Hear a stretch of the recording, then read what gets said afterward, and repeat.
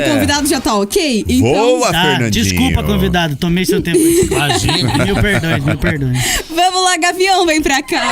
Bem, amigos, falamos ao vivo e definitivo. A Copa começou e começou também os momentos inesquecíveis que só a Copa pode proporcionar e também entrevistas maravilhosas que o Boa traz até você. A entrevista de hoje é com ele, baterista da banda Tracta, uma banda de metal de São Paulo que lançou seu primeiro EP em 2012 com 4 músicos. Em 2015 lançou o single intitulado Unmasked Files, né? O line-up introduzindo com o Kleber Krinat, é isso? Como novo vocalista da banda, mas quem está aqui com a gente hoje é ele, o baterista Humberto Zambrinha, é isso? A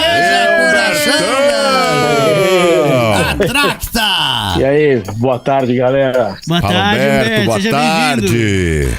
Grande Humberto Zambrinha, conta pra gente. Tudo bem aí?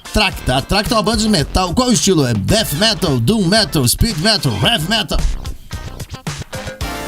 Quando me perguntam isso, eu nunca sei responder. Eu sempre falo que é heavy metal, assim, porque é difícil, né? Hoje tem tanta gente criativa pra inventar tanta coisa que eu já não acompanho mais, né? Eu já sou meio tiozinho, então eu falo assim, cara, é heavy metal. Quando eu comecei a fazer era heavy metal, continua sendo heavy metal, nada fora disso. Não tinham tantas vertentes assim eu antes, acho que né? não. Uma coisa só, parece que tudo era heavy metal e com o tempo foram surgindo outras Agora foi variantes. dividindo, né? Eu mesmo também não entendo. Eu vendo o Zico falar, falei, meu, Zico manja muito. ou engana muito bem. Ou engana demais, né? Eu nem sabia que existiam tantos Mas tipos, essa assim. é uma bela pergunta pro Humberto. Vamos ver. Né, Humberto? Vamos ver se eu aprendo alguma coisa com o Zico aqui hoje, então. De repente eu aprendo a classificar E ele melhor. está fazendo previsões da Copa Eu agora. acertei 2 até agora, o Neymar Infelizmente. e o Messi. Que vai se Infelizmente. machucar. Mas enfim, Portugal vai ser campeão. Anota também, pode apostar em São Paulo, onde você for, Portugal é campeão. Mas esse negócio de rotular, a gente vê muito também, né, o heavy metal melódico, né? O pessoal também não curte muito, fala, não é, heavy metal é heavy metal. O próprio Angra, tipo, tem aquela vertente de Guy, Hammerfall, né? É melódico. Mas eu acho que tudo é rock, tudo é heavy metal, né? O pessoal rotularam demais, né?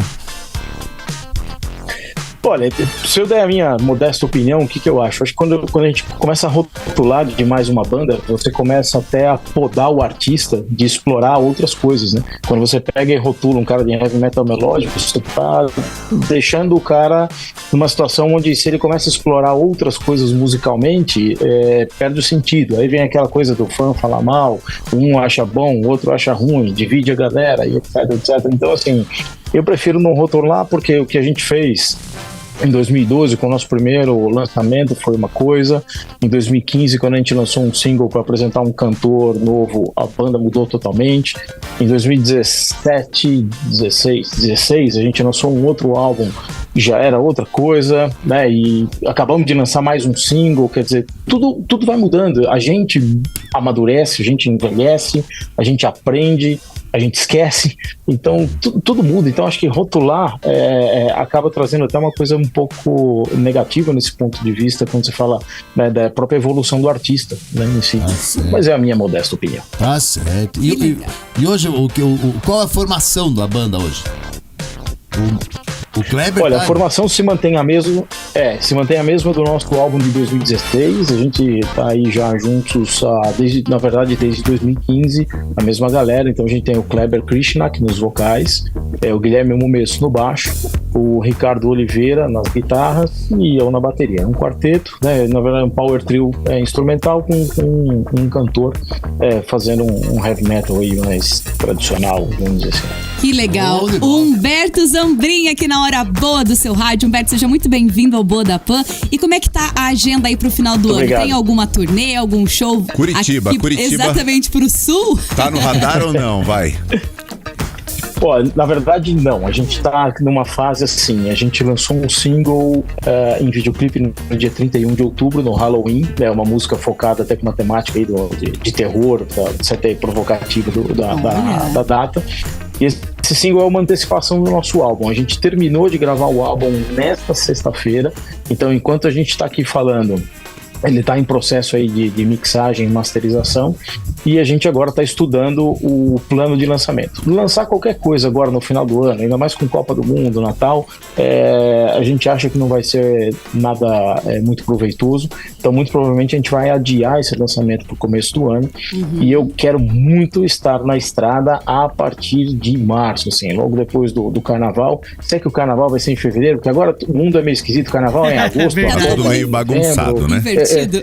Eu perdi, então, mas assim, em março eu quero estar de volta na estrada e sim, pretendo ir a Curitiba. Na nossa última turnê a gente não passou por Curitiba, a gente esteve no Paraná, a gente esteve em Guarapuava, tem um festival de metal lá sensacional, a gente foi muito bem recebido, mas não passamos em Curitiba. Eu tenho um sonho assim absurdo, eu tenho muitos amigos em Curitiba, eu preciso ir a Curitiba e tocar em Curitiba, então sim, vamos fazer com que isso aconteça aí já na programação dessa turnê, que a gente deve virar o ano trabalhando em tudo isso, né? Trabalhando em agenda, já estou falando com os nossos produtores, com os contatos que a gente tem, para já engatilhar a partir de março, aí a gente já está na estrada. Que legal, e a gente fica muito feliz. Acho que todo mundo que passou aqui pela bancada do Boa, né, de entrevistado, sempre fala de Curitiba, né? Porque Curitiba tem um carinho, assim, super especial, e nós também temos por todos os artistas. Todo mundo gosta muito de Curitiba. Exato, a gente isso é muito gosta legal, de né? receber também todos os artistas aqui, isso é muito bom. E você, quando vier... Não, realmente eu tenho um carinho especial por Curitiba, assim. Curitiba é uma cidade que sempre me recebeu muito bem, eu tive várias vezes aí. Como eu falei, tenho muitos amigos e tô ansioso para voltar. E você, quando vier, então já fica o convite, tem que vir presencialmente Sim. aqui no Boa e trazer a banda toda, né? Fazer De um repente, quem som sabe aqui. até fazer um som ao vivo aqui, né, Zico? Seria muito legal. Opa, vamos programar isso. Aviso vocês e vamos programar isso. Vai ser um prazer. Humberto, o Fernando falando aqui, tudo bem? Prazer. Me conta uma coisa assim, ó. Eu hoje não toco nenhum instrumento, mas sempre que eu tive vontade, assim, falar, pô, se um dia eu quero aprender um instrumento, seria bateria. Eu acho bonito a pessoa que sabe tocar a bateria, é um instrumento que sempre me chama mais atenção. Quem que te influenciou a começar nesse instrumento, ou se você começou em outro instrumento? Me conta um pouquinho desse teu começo com a bateria. Olha, nossa senhora, a gente tem que voltar aí no século passado, lá no Tempo do quase Zico. meados do século passado.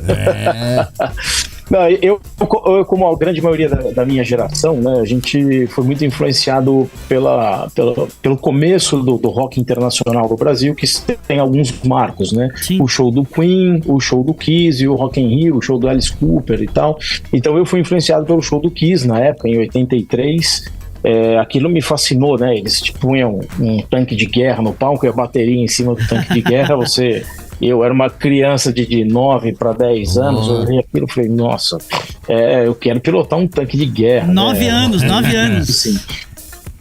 9 anos eu tinha, então já se vão 40 anos aí quase de história, né? Mas eu, na verdade, depois, né, eu já era muito envolvido com música. A música sempre esteve presente na minha vida, assim, desde criança, assim, né? Era uma coisa mais característica desse final dos anos 70 e anos 80. A gente tinha muita música na televisão, né? Música boa.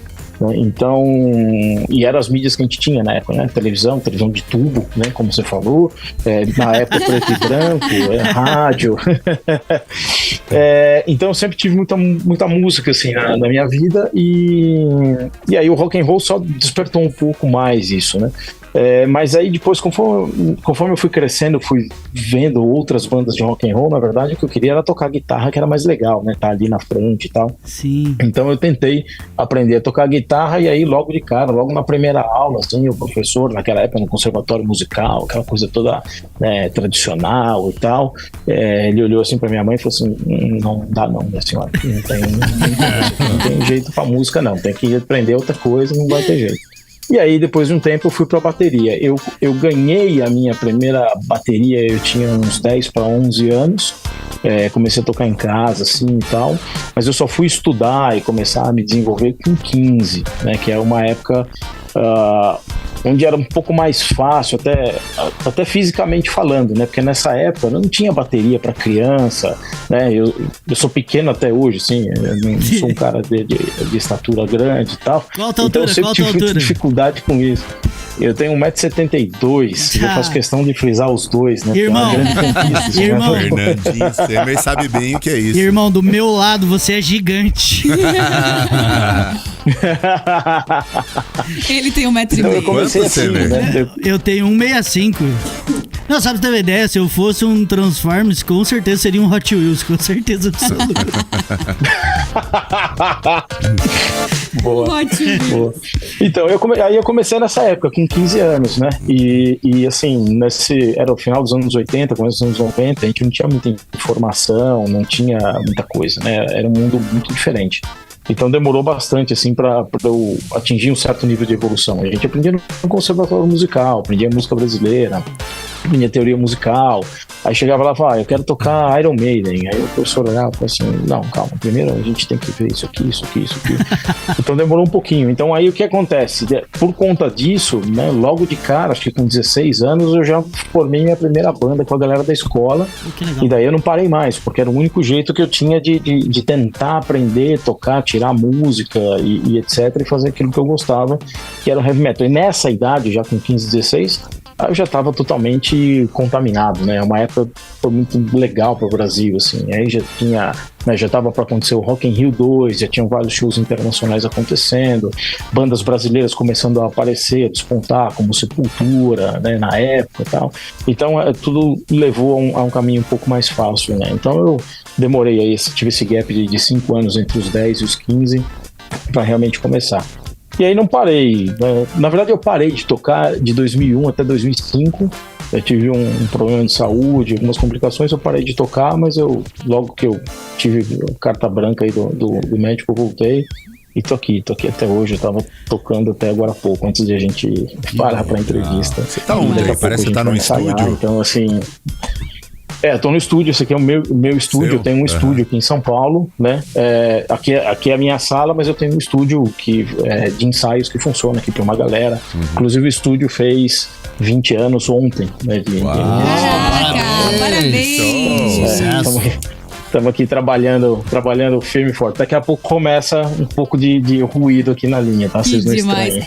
Ô, Humberto, você toca então a bateria há muito tempo, né? E você até comentou, né, que tava tocando agora há pouco. E assim, quando você tá muito estressado, você quer extravasar, é um momento onde você vai pra bateria pra poder liberar toda a raiva ou estresse que você tá sentindo, assim?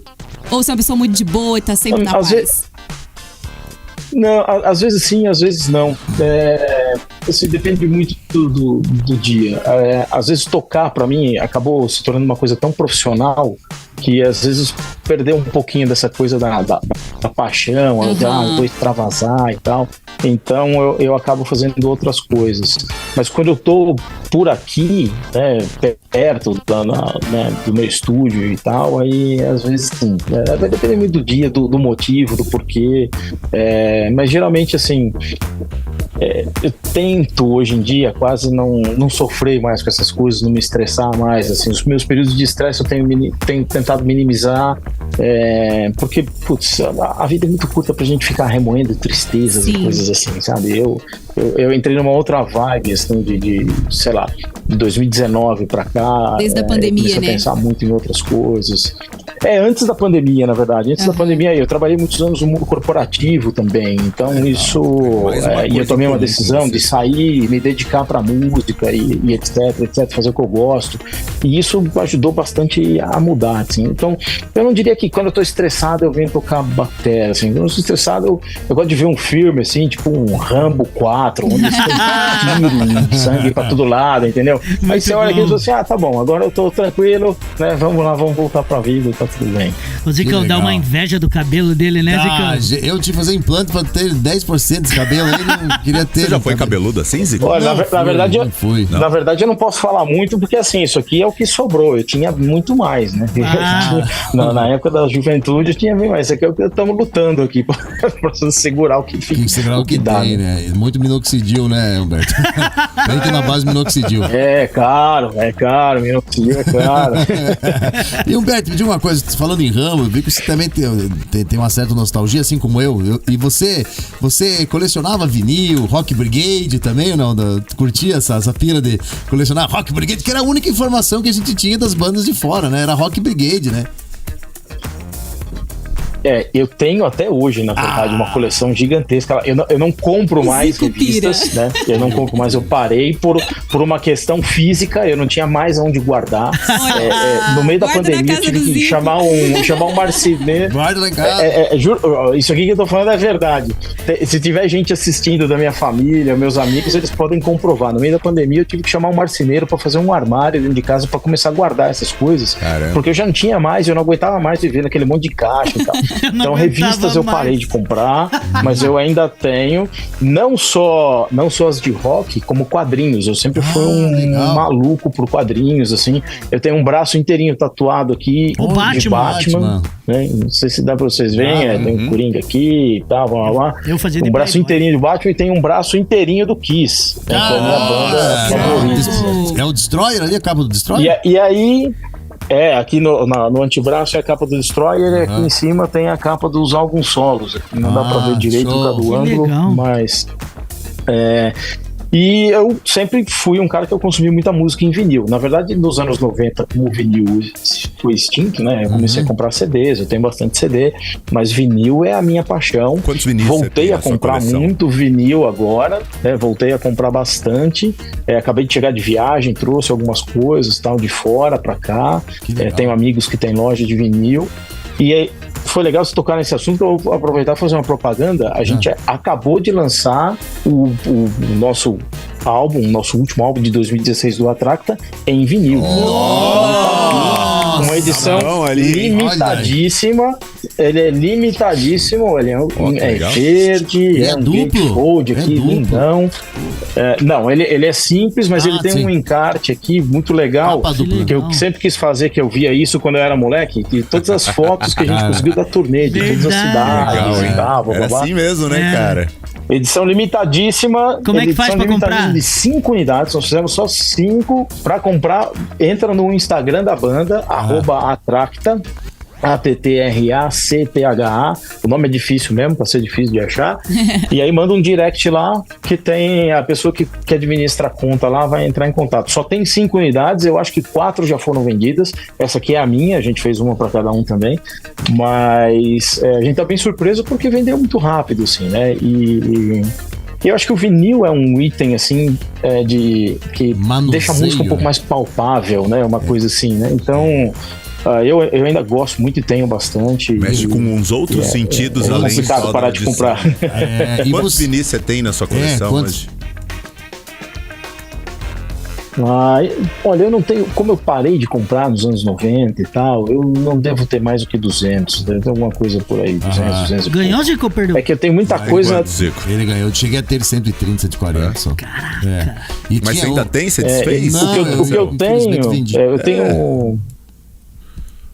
Eu tenho muita coisa da época, assim, né, que eu comprei, assim, que é super raro e que tá em excelente estado de conservação. Então tem discos do Kiss de 80, 82, 83, 84, que você olha assim, parece que é uma tiragem nova que acabou de sair da loja. Então, eu sempre fui muito cuidadoso com tudo, assim. Eu sou bem chato com essas coisas, né? Eu não sei se você tem, eu até tenho que comprar novamente, que eu vendi, foi besta, na época que mudou pra CD, eu achei que, vou comprar só CD, comecei a vender vinil e comprar CD, foi a maior besteira que fiz na minha vida.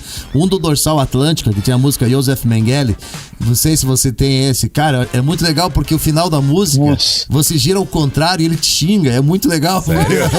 A música chamada Joseph Mengele, cara, é um álbum assim maravilhoso, Dorsal. Eu nunca tive esse álbum, mas eu conheço ele bem. Eu tinha, na época do vinil, né? A gente não tinha.